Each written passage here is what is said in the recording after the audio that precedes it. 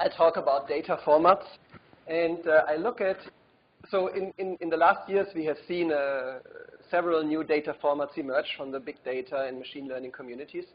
And here I look at what would my experience be if I did an analysis and my data was in any of these other formats. And to narrow the use case down a bit, so I look at this last mile of publication. So I have a relatively small n-tuple data set, which I might have extracted from my experiments, AOD. And it sits on the SSD of my laptop, or it sits in an EOS drive. I'm probably I/O bound, not so much compute bound. And at this stage, what I want from my data format is a fast turnaround. So things like, let me quickly plot. So I might access a few branches, a few columns of my entire data set. Or I might do some sort of a partial reading, so for specific analysis. Maybe I might also read the entire data set if I feed it into a machine learning framework. And I want to have good integration, right? I would like to be able to use as many tools as possible on my data. In this talk, I will focus mostly on this number one part, not so much on number two. So here's my menu of popular data formats I might have used. Root as a stream of serialized C++ objects in a column-wise layout. Then Google Protobuf, a library that is known to be very fast in serializing C structs. SQLite, so the possibility to have data in tables, and I can query it with a SQL language. Then we have HDF5, which is a format that is popular in the HPC universe. It is actually, so it has its best regime when you have multidimensional arrays and you start sending patches of these arrays to your compute nodes, and it's well integrated, for instance, with MPI/IO. So this is where it really shines. And then data formats from the Apache Hadoop Spark universe. We have Parquet and Avro. Avro is a row-wise storage format, and Parquet a column-wise. So with a row-wise storage, when I look at my data file, I store full event after full event.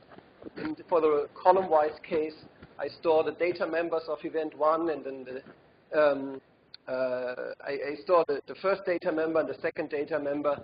So I store the members consecutively. Apache Kudu is an interesting format. So it's similar to Parquet. It's a native C++ implementation. Unfortunately, there's not yet a library available. So the only way to access your data is if you have a distributed setup of machines and the client-server API. So this is why I excluded in this talk. I would like only to highlight a few things in this functional data format properties. So Google Protobuf is not a file format per se, right? You serialize a single C++ struct, but you can turn it into a file format in a naive or canonical way. So you just have an array of many of these serialized C structs. Not all of the file formats, it's not for all clear how you would represent nested structs, so more complex C structs. Not all of them are columnar. This is actually an important feature, but for the non-columnar one, for the row-wise formats, we still get some information about what is pure serialization performance. So here's my data set. It's the LHCb open data set, so it's 8.5 million LHC round-1 events, B to 3K on decay. And one of the first things you can do with this data set is extract the B mass. And to do this, you need 21 out of 26 branches. And every now and then, you can skip an entire event because you see it's not actually a kaon, it's a muon. And well, in my toy analysis, I read these 21 branches. I skip the events. But then in the end, I do not do any real calculation, but I just do a sum over all the doubles. So this is a mock-up of my C struct of the event. And I call it a fruit fly data set. So because I use it in the way that biologists use the fruit fly, so they look at something which is small and simple and easy to understand, yet real, so that you can see some real effects. Okay, so before we look into performance, I would like to look into correctness. And so once you extract data from a central data management system and you have it on your SSD, data might be subject to bit rot. So due to physical errors of your storage medium, certain bits can flip. And thus your physics results can change. This doesn't happen often, but it does happen. So in this test here, I take the first 500,000 events. Depending on the data format, this is 60 to 100 megabyte files each. I run the analysis 100 times, and each time I flip another random bit in my file, and I see what happens. So the first thing I noticed is not every time a bit is flipped, anything changes at all. So sometimes I simply get the exact same result. But if I do not get the same result, I would like to notice. So either the program should crash or it should report an error. And we see that by and large, whenever we have compression in the data format, we also get a checksumming as a byproduct of compression, and then we notice bit flips. There are a few exceptions, which is Avro. Here, checksums are deliberately turned off. It uses what is called the raw mode of compression. And we think it's the same at the moment for the LZ4 implementation in root. This is under investigation. And two more notes on root. Root reports errors. It doesn't crash, so you continue to read the file, but you have to then watch out for those errors. And we saw occasionally it runs into an infinite loop, which is also under investigation. Now, encoding efficiency. So if I have a format that encodes my data, so what we see is different file formats and how many bytes per event do I need to store my data set. And so obviously, if I can store it in a more compact way, I have to push less bytes through the pipe to get the same throughput in number of in events per second. And we see little differences in the storage, in the encoding efficiency. We see differences in the relative performance of applying zlib for the storage formats. And we can compare 3 different compression algorithms for root. The zlib, LZ4, and LZMA. As expected, LZ4 is compresses a little bit less, LZMA a little bit more. And we will see in the next slide that the differences in runtime are much more pronounced. So LZ4 is almost close to, is almost uncompressed speed, and we pay a high price for LZMA. So this we can see in this plot, where again we have the file formats, and then the throughput in events per second. Every now and then for the next plots, this might change to megabytes per second. Now events per second. We see in general there's a large difference between different file formats. We see that for the zlib compressed case, they're actually limited here by the decompression speed. I should say that this is reading from memory, right? So we exclude the effect of the storage medium here. And one more point, for Avro, I'm showing here the Avro Java results. Maybe counterintuitively, the Avro C library performs 10 times to 20 times worse than the Java library. But then I thought, okay, this shows perhaps a bit better what the limitations of the format are, not so much of a bad implementation. So if I go to SSD, so now I have a throughput here in megabyte per second, and I see that the fastest formats are now limited simply by the speed of my SSD. Otherwise, not so much changes. Now what I can do is, instead of reading the 21 branches, maybe I will only want to plot PX. So I look at 1 or 2 branches. So the same in events per second. And now if I look only at the plotting speed, we really see how the column-wise formats begin to shine. So we see as a column-wise format the root formats, Parquet and HDF5 in the column-wise way.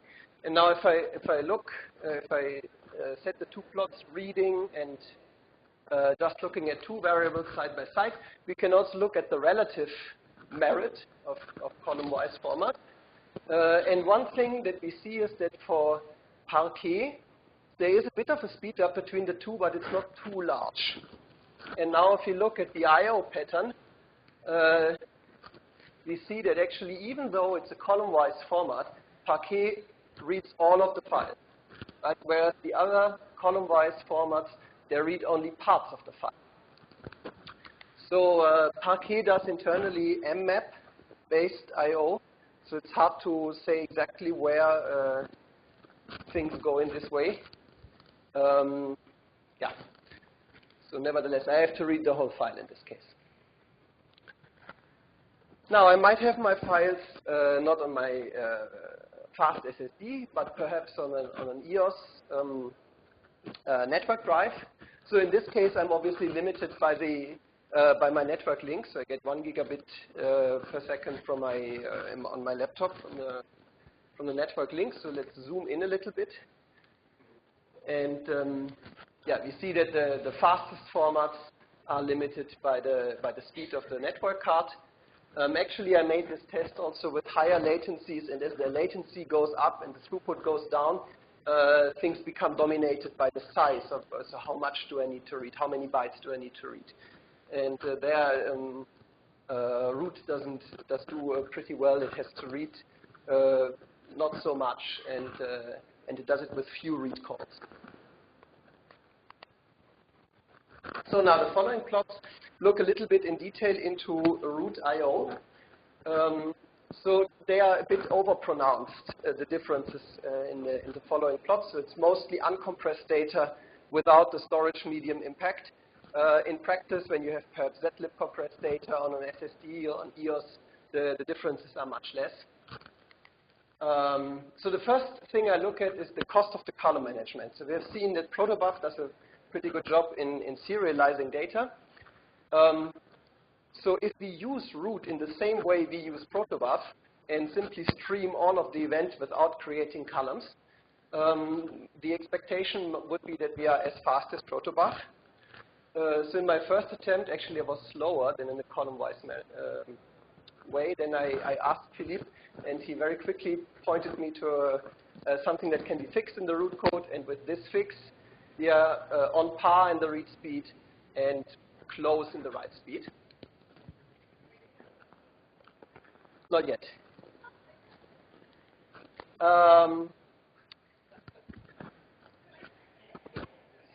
You know, this is...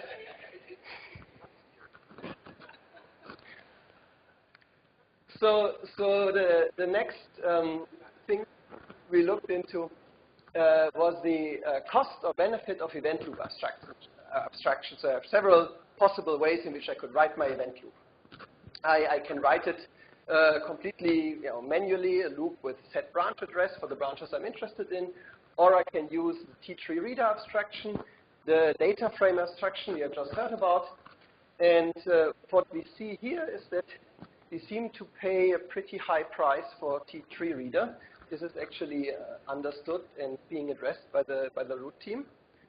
T-data frame is based on T3 reader, so there's a little bit of overhead, but not much. And then what we see is the merits of abstraction, because once I have it, my event loop formulated as a T-data frame, I can use this implicit multi-threading, and I can use all the cores on my laptop. And my laptop, this is 4 cores with hyper-threading. So we see I get a factor of 3 to 4. I see also the 20% boost by hyper-threading. And in particular, where it's nice is when I have compressed data, and I can use all my cores to do the decompression. So the last thing I want to look at is the cost of event complexity. So far we had a very flat structure so completely flat n-tuple. Maybe a more natural way of having my data set would be a vector of k structs, like on the right side, the deep event structure, which, by the way, is strictly more powerful than this, because here I can store different number of k-ons per event. For this analysis, of course, these are all vectors of size 3. And now I look at 3 different options to organize my root file. One is what I call manual, so I use the flat event structure, and actually root doesn't know about this struct, but I simply create all my branches manually. But as my events grow bigger, I might actually want to do something else. I give the entire struct to root and tell it, with split level 99, please create branches for all my member variables. This is the second case. In the third case, I use this structure, and again, I do the same. I tell root, please create branches for all my member variables, and root does it for the also for the nested structure in here. So what we expect actually is that this would be the fastest, this would be a little bit slower, and this would be yet a little bit slower perhaps. What we see is not much difference between the third option, so the deep event with root handling the branches, and the first option. We see a gap here, which is so far under investigation. And what we also see is, due to this, so the deep event structure has some inherent cost to it. And we see it even in libraries that do only serialization. So even protobuf suffers a little bit from this more complex event structure.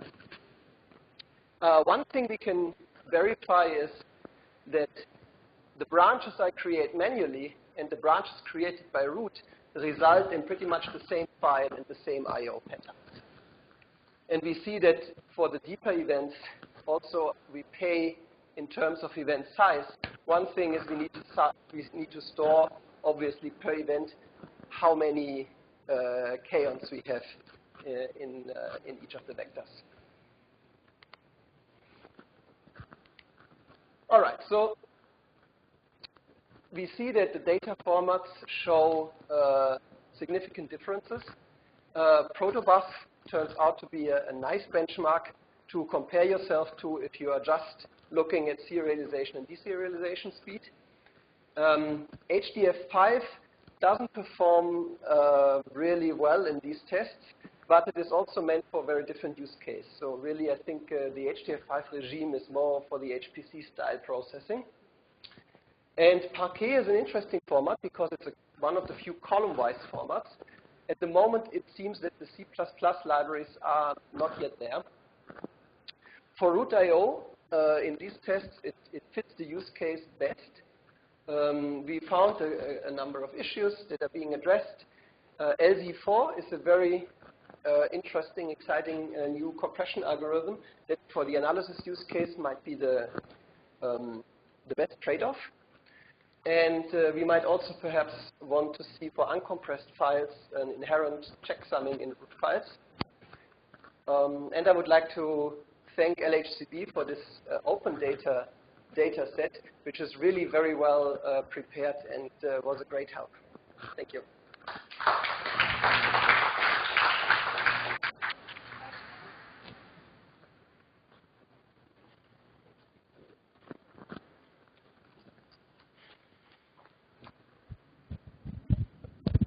More of a comment, really, but protobuf is self-describing. You can very easily write the file descriptors of your data that you serialize through protobuf and have it either at the front of the stream or at the end, like root does.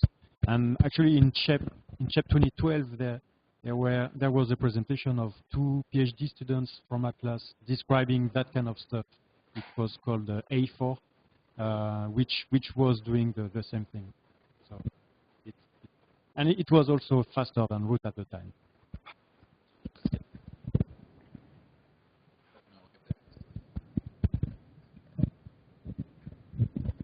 So I have a question about the data access pattern that you showed for HDF5 compared to roots. Mm-hmm. It looked just very different. Do you understand what this is? Yes.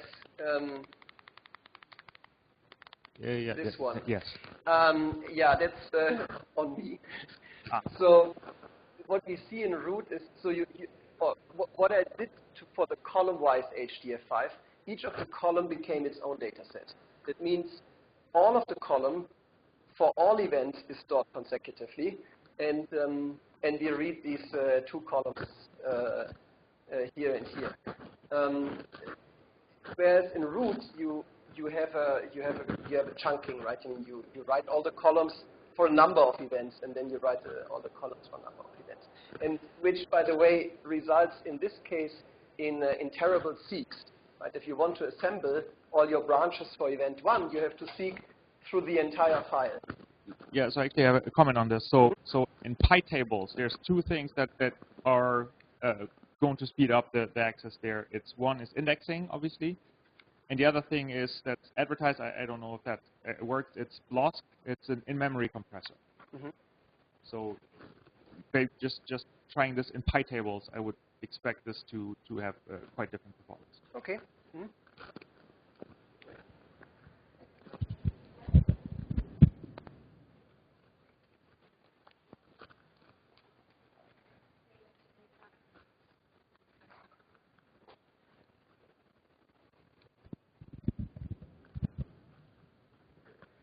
One thing that HDF5 supports is compression.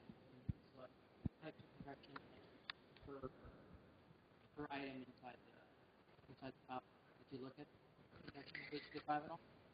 No, not for these tests. So HDF5 is actually almost a file format toolkit. So it has really there's a lot of power under the hood. It's not exactly easy to make use of everything that it offers. And so I limited myself here to things that can be reasonably done by, without having another library on top of it that tunes the last bits out of it. So for instance, for compression, you need to have chunking, and for chunking you need to know how to cut your multidimensional array and where, and then it becomes a bit tricky.